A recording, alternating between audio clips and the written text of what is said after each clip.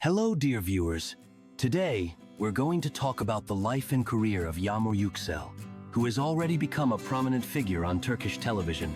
However, beyond her successful acting work, there are a few recent events in her life that we should discuss today. Yagmur Yuksel is known for keeping the details of her personal life private. She avoids ambiguous situations and scandals, preferring to stay in the background of her professional work. But, as often happens with public figures, gossip and speculation have found their way to her. One such topic that attracted attention was the on-screen couple Dilan and Baran from the series Bloodflowers. Fans began to speculate about a possible romantic relationship between the actors off-screen. However, it is known that Baktas, who played Baran, is married, and there has been no official confirmation of a romance with Yagmur. The actress herself has stated that she has not fallen in love yet and hopes to find a fairy tale love.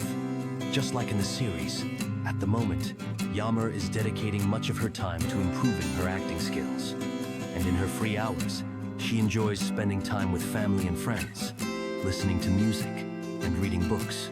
The actress also actively shares moments from her life with her fans through Instagram, where she posts photos with her family, including her mother, father, and sister. These photos show how important her family's support and love are to her.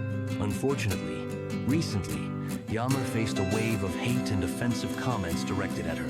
However, she decided not to stay silent and filed a complaint with the authorities, expressing her intention to protect her reputation in court. The actress's lawyers stated that several profiles spreading offensive remarks have already been blocked. Following this, Baktas also published a statement, saying that he would also protect his rights against those who publish indecent content about him. Thank you for joining us. If you want more news about Yagmur Yuksel and other favorite actors, don't forget to subscribe to the channel. See you soon.